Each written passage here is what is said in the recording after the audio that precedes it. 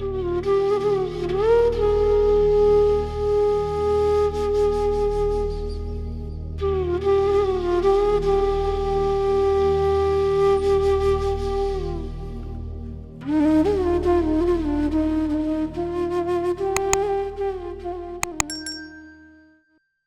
महाराज को कोटि कोटि प्रणाम, शत शत नमन। जय गुरु जी।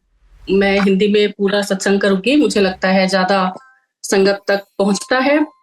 और ये बहुत ही रेलिवेंट क्वेश्चन है, क्योंकि इसकी बहुत जरूरत है आज के समय में। और हम लोग जिसको सो कॉल्ड पुरानी संगत बोला जाता है, ये हमारा एक तरह का, हमारा एक फर्ज है, एक रिस्पॉन्सिबिलिटी है कि हमने जो गुरुजी के सामने देखा, फर्स्ट हैंड एक्सपीरियंस किया, उसको हम बताते चलें, जिससे कि कोई भी कहीं भी किसी तरह की मिसअंडरस्टैंडिंग की गुंजाइश ना रहे किसी के भी मन में, किसी भी नई संगत के मन में।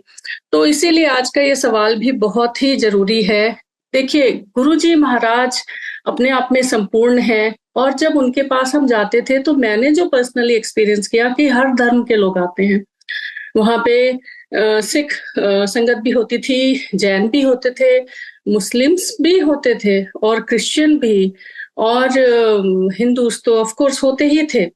तो सारे धर्मों में कोई भी आपस में कोई कंपटीशन नहीं था वहां पे कि कौन ज्यादा गुरुजी के करीब है।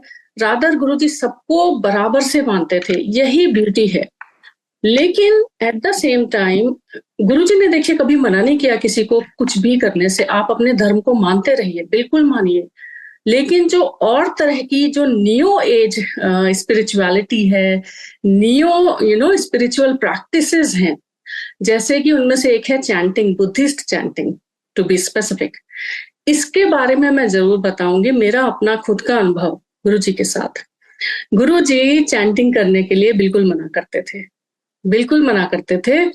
और मेरे साथ क्या हुआ कि हम लोग उस समय गुड़गांव में थे, और मैं भी बहुत नाइव, और थोड़ा प्रोफेशन भी ऐसा था, बीइंग अ साइकोलॉजिस्ट, मुझे हर तरह की चीजों में बड़ा इंटरेस्ट था, एकदम स्पिरिचुअल क्वेस्ट।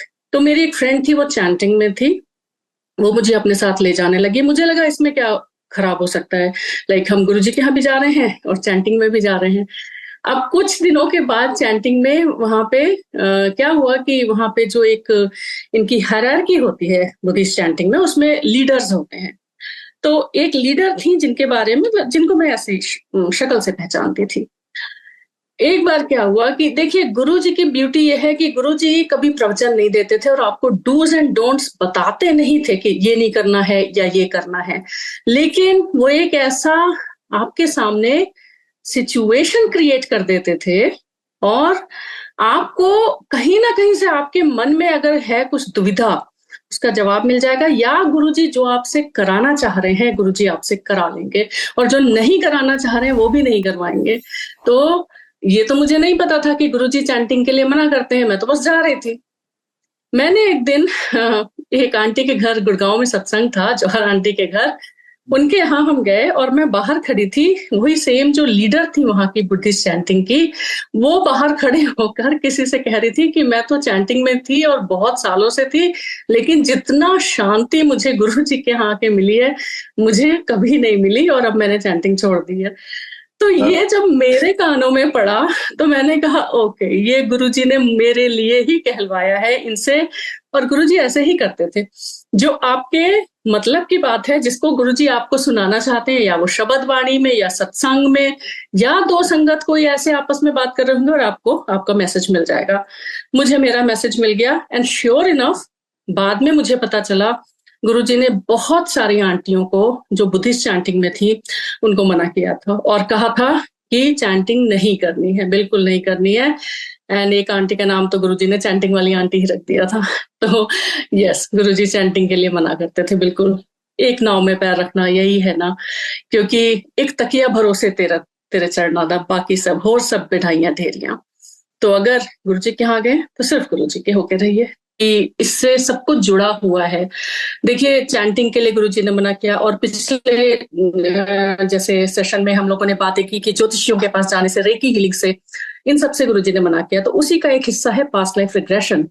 नाउ अगर हम ऐसे देखें तो past life regression, like as psychologist I can say, क्या होता है, आप अपने अनकॉन्शियस में जाके खोदते हैं कि क्या हुआ था पिछले जन्म में जिसकी वजह से हमें ये ट्रॉमा हुआ, स्ट्रेस हुआ, हम कैसे उसको रेक्टिफाई करें। गुरुजी ने कहा कि जब तुम मेरे सामने आते हो तो मैं तुम्हारी फाइलें खोल देता हूं, मैं तुम्हें स्कैन कर लेता हूं। तो फाइलें खोलने का मतलब कि उनको आपके पिछले एक एक जन्म का पता है, जो भी एज अ सोल आपकी जर्नी रही है, जो भी आपने किया है, जो भी आपके कार्मिक अकाउंट्स हैं, सब गुरुजी के सामने बिल्कुल खुल जाते हैं, स्कैन कर लेते हैं गुरुजी आपकी सोल को, ये गुरुजी ने कहा। तो जब गुरुजी को सब कुछ पता ही है, आपके सारे पिछले जन्म, और ना सिर्फ पिछले, पास्ट, प्रेजेंट एंड फ्यूचर, वो सबको ब्लेस करते हैं क्योंकि ही इज बियॉन्ड टाइम। गुरुजी के सामने टाइम लीनियर नहीं होता, सर्कुलर होता है। पास्ट, प्रेजेंट, फ्यूचर सब वो देख सकते हैं। तो इसलिए अपने से कुछ भी और करने की क्या जरूरत है, मैनिपुलेट करने की क्या जरूरत है। गुरुजी है ना, अगर कुछ है भी तो गुरुजी संभाल लेंगे ना, गुरुजी तो है ना सिर्फ पास्ट लाइफ बल्कि ये लाइफ और आगे भी अगर है तो अगला पिछला सब उनको पता है, आप क्या करके आए हैं पिछले जन्मों में।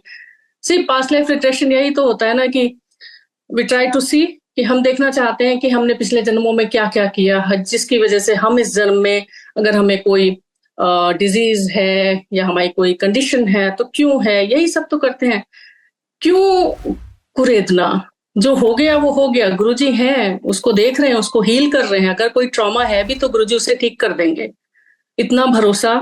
अगेन वही वाली बात, एक तकिया भरोसा तेरे चरणा दा और सब बिठाइयां तेरियां।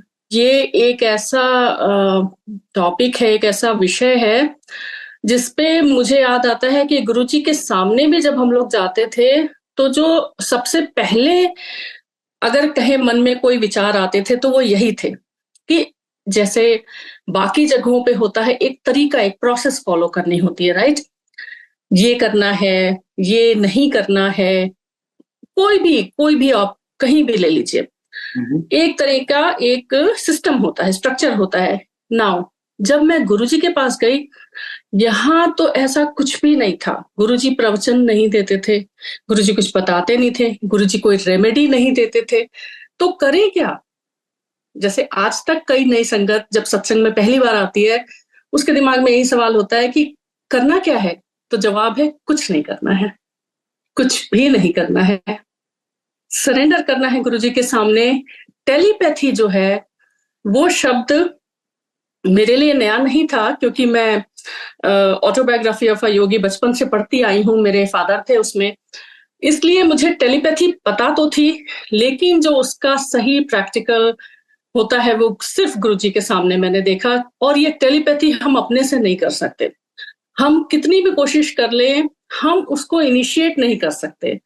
ये गुरुजी हैं जो वो टेलीपैथी हमसे करते हैं, और वो कब करेंगे, कैसे करेंगे, वो सिर्फ गुरुजी डिसाइड करते हैं। हमारे हाथ में बिल्कुल नहीं है कि हम गुरुजी से खुद से वो कम्युनिकेशन करें। जैसे गुरुजी अपने सामने भी बोलते नहीं थे, बात नहीं करते थे, लेकिन जब उन्हें आपको कुछ कहना होता था तो वो खुद से बुलाते थे। वो बुलाएंगे तब हम जाएंगे, हम जाके खुद से नहीं बोलेंगे। मतलब जो पहला स्टेप है वो गुरुजी शुरू करेंगे, हम नहीं कर सकते। इसलिए गुरुजी के सामने सरेंडर करना, वो ही एक हम कर सकते हैं और कुछ नहीं कर सकते। टेलीपैथी के नाम पर आजकल बहुत कुछ सुनने को, अब थैंक्स टू सोशल मीडिया इसके यूजेस हैं तो अब्यूजेस भी हैं, और देखने में आता है कि आए दिन मैसेजेस आते रहते हैं, स्पेशली सोशल मीडिया पे, फेसबुक पे, कि पुत्र आज तूने ये नहीं किया, की गल आज शुक्राना नहीं किया। ये टेलीपैथी के माध्यम से लोगों को बताया जाता है कि गुरुजी ने हमें बोला, लेकिन ट्रस्ट में कि ऐसा कुछ नहीं है। ये जो रोज रोज मैसेजेस आते हैं, आज तू ये करना तो मैं तेरे घर आऊंगा, आज तू ऐसे करना, आज ये तुझे दर्शन होंगे, आपको थोड़ी देर के लिए अच्छा लगेगा पढ़ने में, लेकिन बिलीव मी, अगर गुरुजी को टेलीपैथी से किसी को मैसेज देना है तो वो आप खुद होंगे। आपको डायरेक्ट मैसेज आएगा जब आप गुरुजी के सामने बैठेंगे और शब्द बाणी सुनेंगे। एक ही तरीका है खाली गुरुजी से कनेक्ट करने का, उनके सामने बैठना ध्यान से और शब्द बाणी को सुनना या सत्संग को सुनना। और कोई दूसरा तरीका हमें नहीं बताया गया। इसलिए अगर कोई आपसे कहता है कि मुझे टेलीपैथी में गुरुजी ने ये कहा है आपको कहने के लिए, श्योर इनफ आप कह सकते हैं कि अगर कोई मेरे लिए मैसेज है तो मैं गुरुजी के सामने बैठूंगा या बैठूंगी और गुरुजी मुझे खुद आकर ध्यान में बता देंगे या मुझे कहीं से कोई गाइडेंस मिल जाएगी, लेकिन किसी और किस तरह से बहकावे में नहीं आए।